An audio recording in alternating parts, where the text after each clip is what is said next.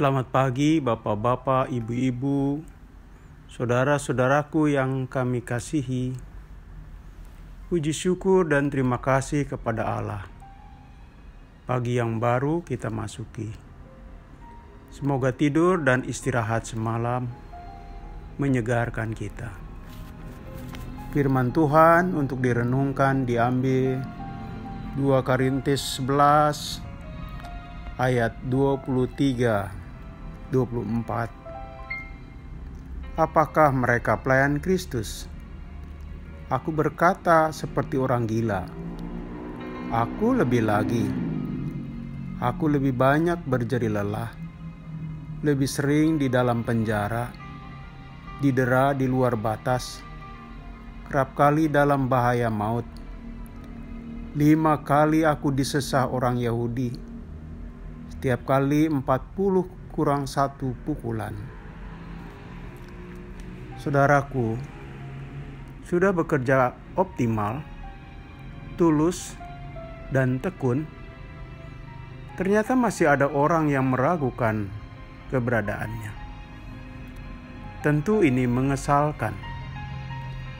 Seolah-olah semua yang telah dilakukan dengan amat baik belum cukup meyakinkan. Pengalaman seperti ini kurang menyenangkan. Demikianlah pengalaman Rasul Paulus. Sudah setia, masih dicerca. Padahal seluruh hidupnya dipersembahkan buat Tuhan Yesus. Niat baik dan sudah disertai tindakan baik tidak bisa membungkam orang yang nyinyir, orang yang suka mengkritik.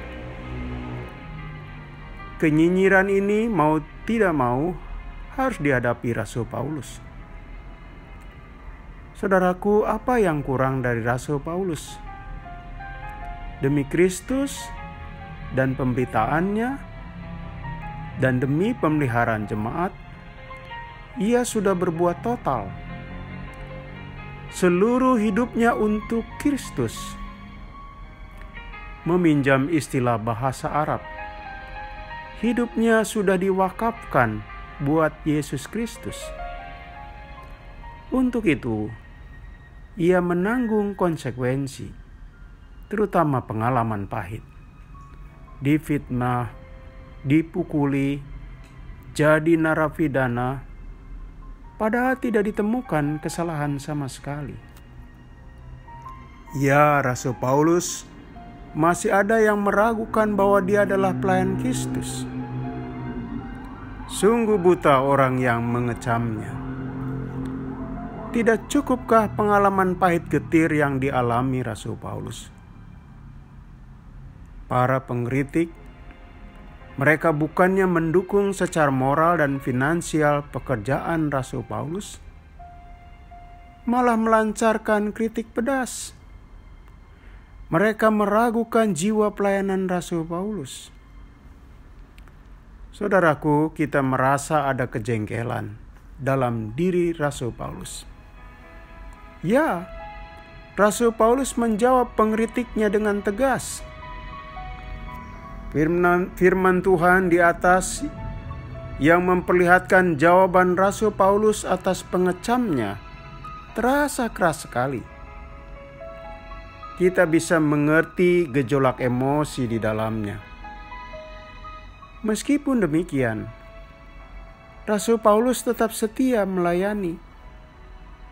Hal itu tidak boleh menghentikan pengabdiannya bagi Injil Kristus. Dia bukan tipe orang yang cepat merajuk, bukan cepat pundungan. Jalan terus di jalan pelayanan.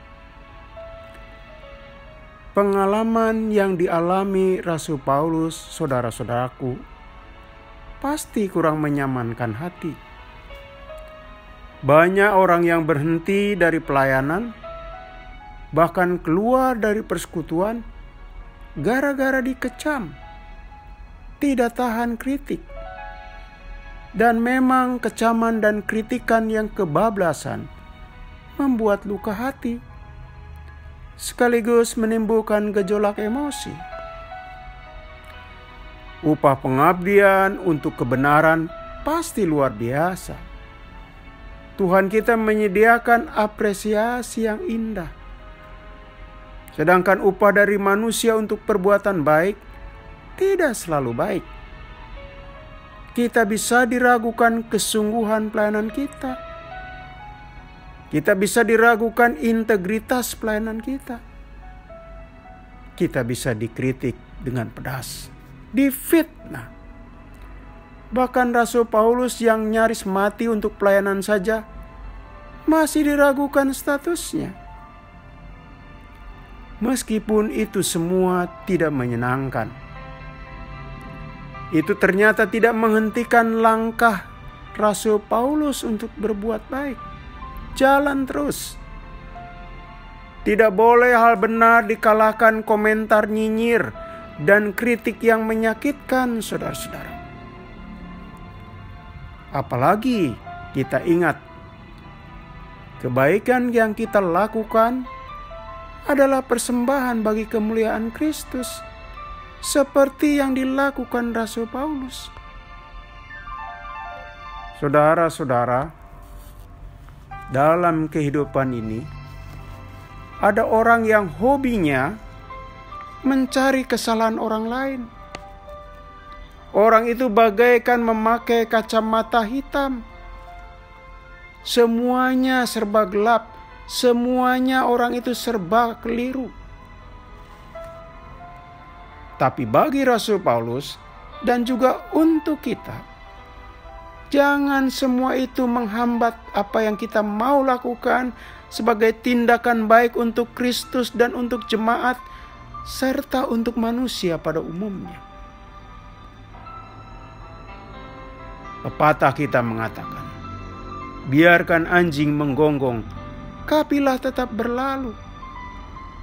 Itu bisa kita adopsi ketika kita merasa benar, ketika kita berjalan di jalan yang Tuhan Yesus inginkan dari kita, saudara-saudara. Pagi ini, ada banyak pekerjaan baik yang harus kita lakukan.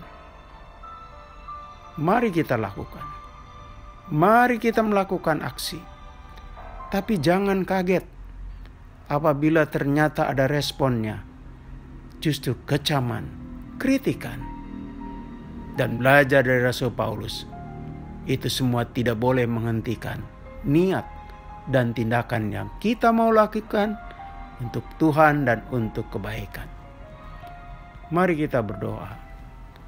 Tuhan, kiranya kami hidup tetap di jalan kebenaran dan kebaikan. Kami tidak ingin keluar dari semangat itu di tengah segala suasana yang tidak menyamankan hati kami. Dalam nama Kristus kami berdoa. Amin.